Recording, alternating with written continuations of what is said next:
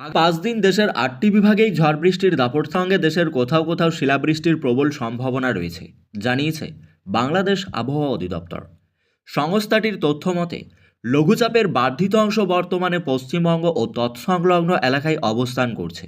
এছাড়া মরশুমের স্বাভাবিক লঘুচাপ দক্ষিণ বঙ্গোপসাগরে অবস্থান করছে।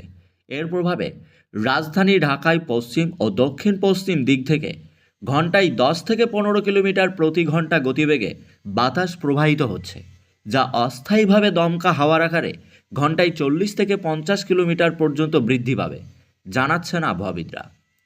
বাংলাদেশ আবহাওয়া অধিদপ্তর আবহাওয়াবিদ ডক্টর ওমর ফারুকের দেওয়া পূর্বাভাসে এই তথ্য জানানো হয়।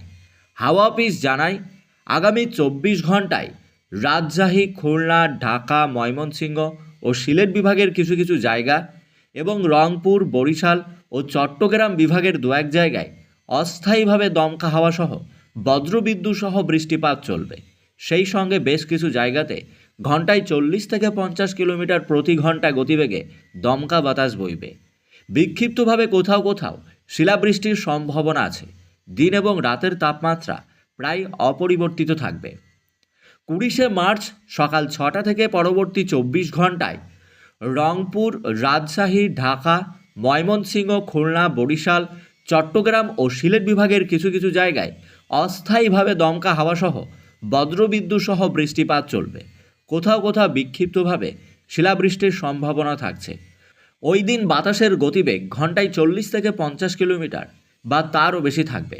এছাড়া দিন এবং রাতের তাপমাত্রা অপরিবর্তিত থাকবে, জানাচ্ছেন আবহাওয়াবিদরা। 21শে মার্চ সকাল 9টা থেকে পরবর্তী 24 ঘন্টায় রংপুর, রাজশাহী, ঢাকা, ময়মনসিংহ, খুলনা, বরিশাল, চট্টগ্রাম ও সিলেট বিভাগের কিছু কিছু জায়গাতে দমকা বাতাস বইবে। বাতাসের গতিবেগ থাকবে ঘন্টায় 30 থেকে 40 কিলোমিটার। কোথাও কোথাও বিক্ষিপ্তভাবে শিলাবৃষ্টির পূর্বাভাস থাকছে। দিন এবং রাতের তাপমাত্রা সামান্য কমবে, এমনটাই কিন্তু পূর্বাভাস দিচ্ছেন আবহাওয়াবিদরা। 22শে মার্চ সকাল 6টা থেকে পরবর্তী 24 ঘন্টায় ময়মনসিংহ ও সিলেট বিভাগের কিছু কিছু জায়গা এবং রংপুর, রাজশাহী, ঢাকা, খুলনা, বরিশাল ও চট্টগ্রাম বিভাগের দু এক জায়গায় অস্থায়ীভাবে দমকা হাওয়াসহ বজ্রবিদ্যুৎ সহ বৃষ্টিপাত চলবে। সেই সঙ্গে কোথাও কোথাও বিক্ষিপ্ত শিলাবৃষ্টির সম্ভাবনা থাকছে। রাতের তাপমাত্রা সামান্য বাড়বে, জানাচ্ছেন আবহাওয়াবিদরা। বেশ কিছু জায়গাতে ঘন্টায় 40 থেকে 50 বা তারও বেশি গতিবেগে দমকা ঝোড়ো হাওয়া বইবে, যাকে প্রাক কালবৈশাখী বলা হচ্ছে।